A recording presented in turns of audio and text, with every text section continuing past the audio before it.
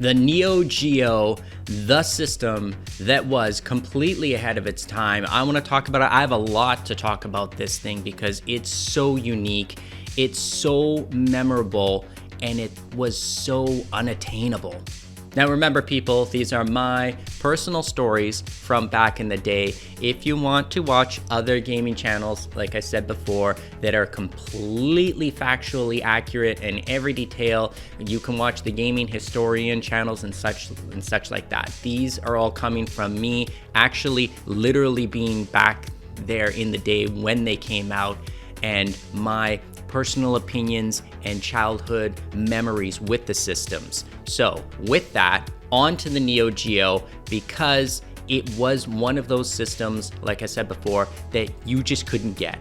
The price tag was ridiculous. Over here where I live, it was over $1,000, and it was $200 to $200+ a game. So it was, no one I knew had it. Okay, and I'm not talking about just me or my circle of friends. I'm talking about my whole school of 1,000+ students. Nobody had one. None of their parents had one. Even the kids who were the most spoilest kids ever, and their parents were well off, they didn't have one either. Okay, the price tag on it was what made this thing just the forbidden fruit, the untouchable. I remember going into, okay, the video game store or electronic/computer stores, whatever they were at the time, and seeing them. Even Radio Shack, when Radio Shack was around, had them, and they were always, you couldn't even touch them. They were on the very, very top shelf, way up there in this huge black menacing looking box that just said Neo Geo on it. And God, did you ever just want to get it and open it? Okay, they had a plan, and their plan was, we are going to make the most powerful system, the most powerfulest video game system of all time, and we don't care how much it costs, and we don't care how much it's going to cost to be profitable even. And so that was probably their biggest Achilles heel, but they did succeed in one area. Their major marketing plan for distribution of this system to get people to buy it was, they had arcades for it. Okay, they had arcade cabinets all set up for it. That was essentially the exact same hardware that you could buy and play in your own home on your TV. So instead of having a port of the game like Genesis or Super Nintendo or anybody else was doing, which the games were good, like let's say Street Fighter, okay? A good example, Street Fighter 2. It's like 80% like the arcade, but it's not 100%.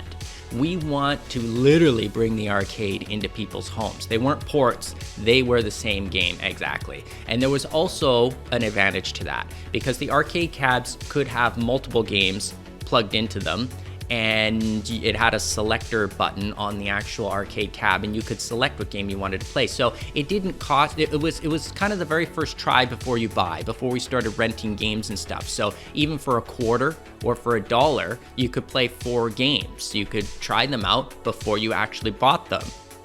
But no one ever bought them. Let me tell you though, the system, it is so good. Even today, it's one of my favorite. It has the nickname, the King of Sprites, for a reason, okay? They just keep putting more and more power into the cartridges. You can see sometimes they say 180 or 200 megs or megas, whatever they say on the front. It's irrelevant what it is, okay? You don't need to understand what it means. Just the bigger the number means better. And it means there's more sprites. It means there is more frames of animation. There's bigger, better sound. And that's another thing I want to talk about. It wasn't just all about the graphics with the Neo Geo. This thing has one of the best killer sound chips I've ever heard in a system. It's so punchy, it's so powerful, especially when you play games like King of Fighters. Listen to the music, okay? After this video, go to YouTube videos and listen to soundtracks of like King of Fighters coming from the Neo Geo sound chip. And listen to maybe some of the fight scenes too, of the snaps and the cracks and the pops and the bass. It's so snappy, it's so crisp. Okay, Super Nintendo, Genesis, all those ones, they sound kind of like muffled compared to it. I don't know what it is about it. It's just that damn good. So like I said before, none of us owned it. I never owned one either. Played the arcade, and it was much, much later when it started to finally die out, and the whole premise behind the Neo Geo was basically becoming like a failure at the time. Okay, it was a fail. It was a success in the arcades. You couldn't go into an arcade and not have a Neo Geo there, or even sometimes multiple of them. They did good on that area, but on the system, they really fell short. And I think it's actually the arcades that made the actual system go longer. Like, there's a lot of games for it. There's a lot of sequels for it. They're crazy, crazy. And another thing I'd like to talk about that you may not know, okay, is there's a lot of fighting games on the system. There's two reasons for that. One is because it's an arcade system, but second is because the actual programmer, one of the lead programmers for Street Fighter 2, left Capcom and actually started working on Neo Geo games. That's why they're so closely related. That's why there's so many fighting games and they feel like Street Fighter games. Lots of people don't know that. You can look up, he has a Japanese name, I can't really pronounce it, but if you want to know more about that, like I said, I'm not a gaming historian channel, but I just do know that little fun fact that I did not know back in the day when I was playing games like World Heroes and saying, wow, World Heroes, it's like a complete competitor to Street Fighter. It was fun to play. So much, much later, I got my own Neo Geo. I got the cartridge-based system. There's a cartridge one and a CD one. I'm gonna talk about the CD one second. I actually found one in a pawn shop, and they only wanted like a couple $100 for it, and it came with like 4 games. That was a steal of a deal back then, and even today, considering how expensive it was for collectors. But there was a time period in between where everything was going to like PlayStation and Sega Saturn, and no one gave a flying F about the Neo Geo anymore. So you could find it for cheap. You could find the games for really, really cheap. It was considered basically a landfill, a dead system that never really caught on because of the price tag. So I did get it, and one thing I found interesting about it when I actually finally did get the system and get my hands on it, it did come with 2 actual arcade-size controllers, which was interesting to me. Most of the games are 2 players. There's a handful of them that are only single player, but that's why it came with 2 arcade joysticks. But that's not the most funky thing. The most funky thing about the system was when you got it, it wasn't that big. Like, it was a thin looking system, and it wasn't very high. And then you had this ginormous, huge looking, I don't know, pancake, massive waffle size game that actually has 2 games in it. Like, it has 2 boards in it. I don't know how to pronounce it. It's got 2 connector boards into it, where all other games I saw only had 1. And so you jammed it into the top of it. It felt kind of very rickety, and you had this huge game just sticking out of the top of this flat type system. I don't know, the aesthetics of it is not that great, but it didn't matter. So later on, I got sick of it because I played the games to death from it, and I couldn't get any more of the games for it. So I was done with the Neo Geo. I think I traded it in for something, I got next to nothing for it. I know, stupid me, but we didn't know at the time that the Neo Geo would just rise super high in popularity. But later on, what I did want to get, that I could afford, and I could afford games for it, was the Neo Geo CD-ROM system. The Sega CD had already come out. All games were being put on CD-ROM systems, CD discs. And so they said, we can really cut back the cost. We can charge only like $50, $60 per game now and put them on a disc. And that system basically was, again, non-attainable in any of my stores. I looked all over the place. You could not find this thing. But what I did have was video game magazines. Yes, we had Retro Gamer and Game Pro before.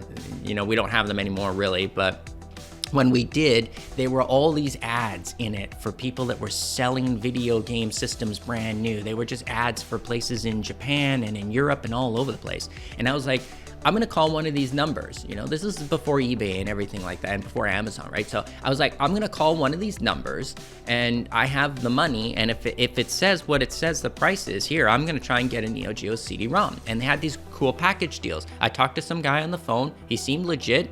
And he goes, yeah, we've got lots of them and we'll ship it right to you. You just pay for the shipping. And we've got this package deal where if you buy it, you got like 6 games with it. I thought it was really good. I think it cost me about $500-ish, about $500 that I had saved up, but still was cheaper than buying the Neo Geo cartridge-based system brand new. So I gave him my credit card number. I ordered it. And I got it in like a week or two. Like, I got it pretty quick, and I was stoked. I was like, whoa. I was like, it was the first time I ever ordered an actual video game system or really anything over the phone. I'd never done that before. And I got it, I opened it up, I played it, I plugged it in, I played it, and the very first thing that I noticed right away was the load times. Where the Achilles heel of the first system was the price tag, the major Achilles heel of the Neo Geo CD-ROM was the load time. Oh my God. Again, in their wisdom of being cheap this time, put in single speed CD-ROM drives in all of the first generation ones. And I had a first generation one, the CD-ROM version, and it is horrible. Oh my God. It's not that it takes forever for it to load because there's no real in-system memory. It's not like the new systems we have now where you plug a CD game into it and it loads the whole game, and then there's really no load time much throughout when you're playing. This thing gets interrupted like crazy. Every single match, I had King of Fighters for it, and I'm playing it, and every single KO, not every match, every single KO, even if you KO'd the guy in less than 5 seconds, there is like a 2, 3, 5 minute load time before the next character even jumps on the screen for the next fight. It's bad. It's really bad, but I didn't care. I loved it. I still loved it. It was taking the pleasure with the pain at the same time. You kind of just got used to it, I guess, a little bit after a while. It wasn't like it was super annoying at first, but you come to just expect it because it was so good. It was still Neo Geo. You still got the sound. You still got the graphics. It was still arcade perfect in every single way. Now, the controllers were a little bit more funky. They didn't package in the joystick ones anymore. They packaged in these thumb pads. Now, I'm going to tell you some quirky things about these pads that not a lot of people tell you on YouTube or even online, because maybe they didn't really have them back in the day like me. But the very first thing I noticed with them is they felt very light. They felt very cheap. They were still reliable. Like, they didn't really break or anything like that, but they felt very Fisher-Price toy-esque, if that makes any sense. Like, the plastic was thick on them, but they were very light, and the buttons, they were very loud and kind of flimsy, like they were very loose feeling, if that makes any sense. But that wasn't the worst part. The worst part was the D-pad. Maybe the worst D-pad ever in the history of video games, and I'll tell you why. This is debatable, of course, but this is probably my worst experience with an actual thumb pad. They didn't put an actual button in on the D-pad, where we all have buttons on the D-pad. Hell, even today on PlayStation 5 and Xbox, they are still buttons. No, they put in this swivel thing. I don't know what you want to call it. It's just a circular piece of plastic that you don't push down, but you kind of circle it where you want. So I get what they're trying to do. They're trying to make it sort of like the arcade joystick, but except without the joystick part. Does that make any sense? So if you just took the joystick off of an arcade joystick and put in just this round part where you put your thumb, that's what it felt like. And it would make this really annoying clicking sound. So every single direction, down, diagonal down, left, right, up, every single direction would go click. So it'd be like when you're playing the joystick, it sounds like this. Click, click, click, click, click, click, click, click, click, click, click. You're doing circular motions, and then the big loud clunk, clunk, clunk, clunk, clunk, clunk, clunk, clunk. It's the loudest controller ever in the history of video games, okay? But they had to cut costs on it, so I get it. But oh my God, if they just put in a regular D-pad, it was so difficult to get exact movements with it. It was damn near impossible. So I think that I've rambled on enough about the Neo Geo. Those are my personal experiences with it. I love the arcade. I played the hell out of the arcade. I love the way they've made so many games for it. It is the king of sprites. It's one of my personal favorite video game systems, even today. Okay, even today, I will pick up and play King of Fighters way more than I will ever pick up and play old school Street Fighter. I don't know why. I love that concept. It was the very first team-based kind of fighting game that I ever played too. So I love the multiple character aspect of it and everything, and how the animation how the animations move. Like, look at games like Metal Slug. Sure, there's some slowdowns in it, but my God, look at the work that the artists did to draw all those. We don't get that anymore. The sprite-based games are a thing of the past, more or less. Like, I'm pretty much the only one that does them, and maybe a handful of other people. You know what I mean? Like, everything went 3D, and everything still is dominated by 3D. So it was a fantastic system. I have a personal fondness for it, and like I said, when we flash forward to the future, it is very popular because now you can buy these Neo Geo arcade cabs, and you can buy the mini Neo Geo, and they had Neo Geo Portable. Neo Geo was on everything, you know, so I could just keep saying the name a million times, and yeah, you know it. Everybody, like, when you mention it, everybody should know what it is by now for sure. So that's it. Love it. And if you did like it yourself, if you have one of the newer ones today, I'd love to hear about it in the comments area down below. Hit the thumbs up if you like the Neo Geo, if you like this video, and if you want to see me talk about another retro system from the past, click over here. And if you want to subscribe, I really appreciate it. As always, click over there in the bubble in the corner. And Neo Geo on forever, guys.